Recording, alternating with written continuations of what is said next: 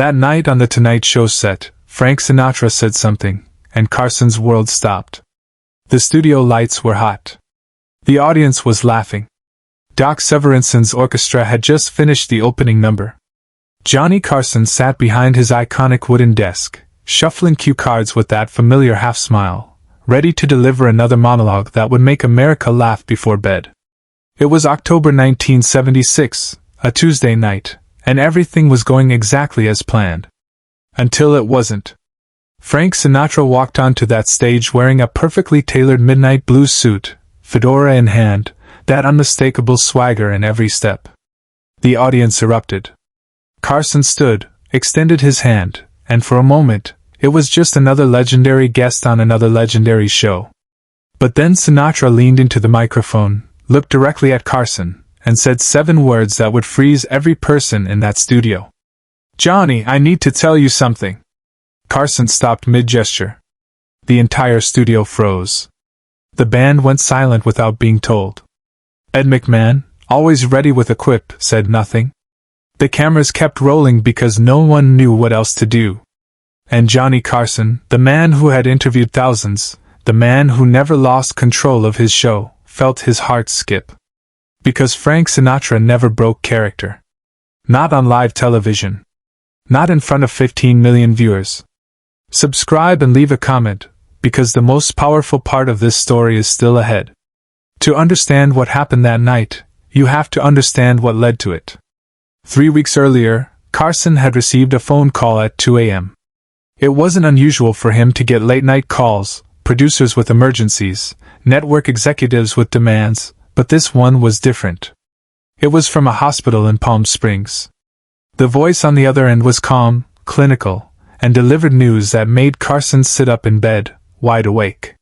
Someone he cared about deeply had collapsed. Someone who had been part of his life since the early days of The Tonight Show. Someone whose name he would never mention on air, because that's how Carson operated. He protected people, especially the ones who worked behind the scenes. The person's name was Margaret. She had been a cue card operator for NBC since 1965, one of the invisible people who made live television possible. Carson knew her. Really knew her. He remembered her birthday. He asked about her kids. When her husband died in 1973, Carson personally paid for the funeral, and no one outside his closest circle ever knew. Now she was in intensive care. Stage 4. Weeks, maybe days. Carson didn't sleep that night. He sat in his study, staring at a framed photo on his desk, a black and white shot from 1967 showing him laughing with Margaret just off camera, her holding up a cue card that read, "You're doing great, Johnny." He wanted to visit her. But Margaret had one wish: she didn't want him to see her like that. She wanted him to keep doing what he did best, make people laugh, make them forget their troubles for 30 minutes before bed. So Carson did what he always did. He showed up. He smiled. He delivered monologues. He interviewed guests. And every night, when the cameras turned off, he called the hospital. Frank Sinatra knew. He didn't know the details, but he knew something was weighing on Carson. Sinatra had been in the business long enough to recognize when someone was performing through pain. He'd done it himself more times than he could count. So when Sinatra's manager called NBC to book an appearance on The Tonight Show, Sinatra made an unusual request. He wanted to be the only guest that night. No co-stars, no comedians, no musical acts. Just him and Johnny. The producers were confused but agreed. Sinatra was Sinatra. You didn't ask questions. The night arrived. Carson went through his usual routine: hair and makeup, review the cue cards, check in with the band. But there was something different in his eyes that night. Ed McMahon noticed it. Doc Severinsen noticed it. Even the stage crew, who had worked with Carson for over a decade, could feel it. The show opened like always. Carson delivered his monologue. The audience laughed. Everything was normal. Then Frank Sinatra walked out. The applause was deafening. Sinatra took his seat in the guest chair, that iconic spot across from Carson's desk. They exchanged pleasantries. Sinatra talked about his upcoming album, told a story about Dean Martin that made the audience roar. It was classic Tonight Show magic. But then, about 12 minutes into the interview, Sinatra did something no one expected. He stopped mid-sentence. He looked at Carson, really looked at him, with an intensity that cut through the bright lights and the laughter and the performance of it all. "Johnny," Sinatra said, his voice suddenly quiet, intimate, as if they were the only two people in the room. "I need to tell you something." Carson's smile faltered. Just slightly. But the cameras caught it. "The reason I wanted to be here tonight," Sinatra continued, "isn't because I have an album to promote. It's because I know what you're going through." The studio went silent. Not the kind of silence that happens during a joke setup. This was different. This was the kind of silence that happens when something real breaks through the scripted world of television. Carson didn't move. His hands, usually so animated, rested flat on his desk. Backstage, he made a choice no producer would have ever allowed. "We're going to break," Carson said quietly to the camera operator. But they didn't cut to commercial.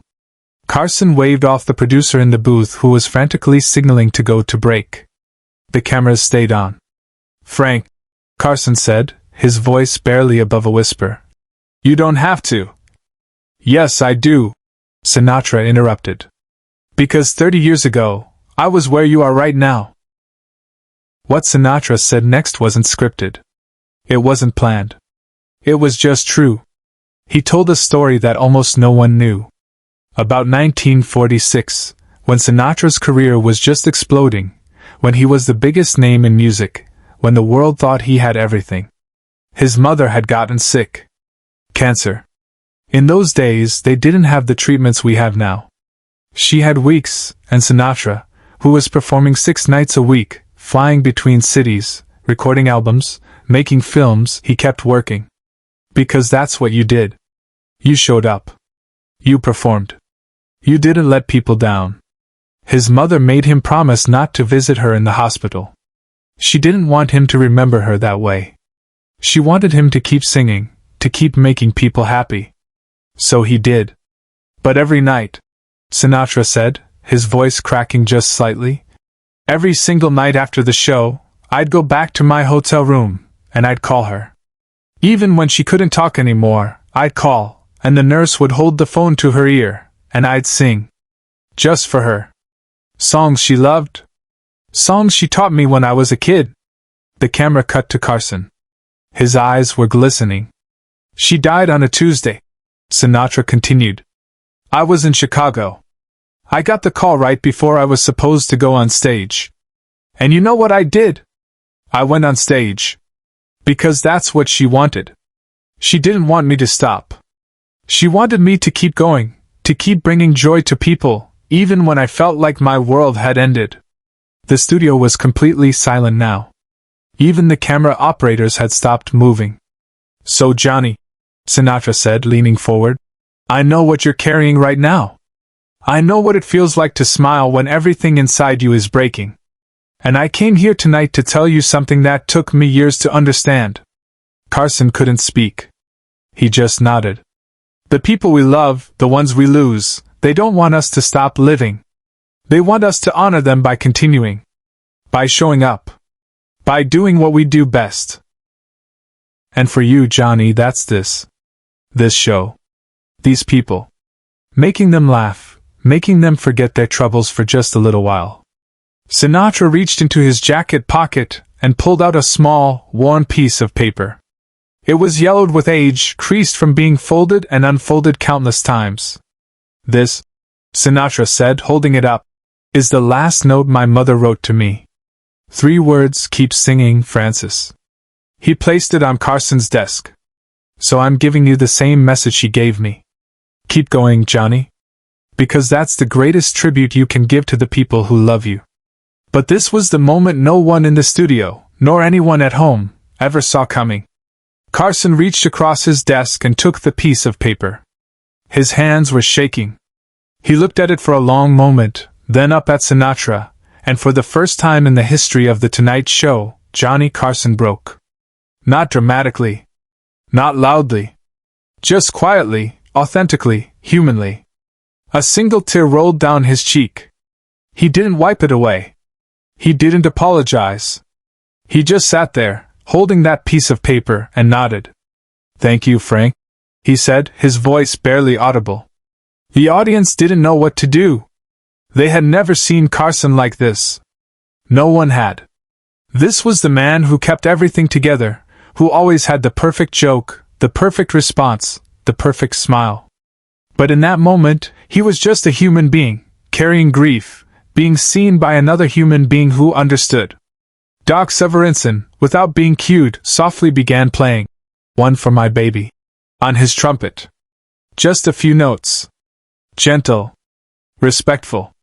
Ed McMahon, sitting off to the side, had tears in his eyes too. The cameras kept rolling.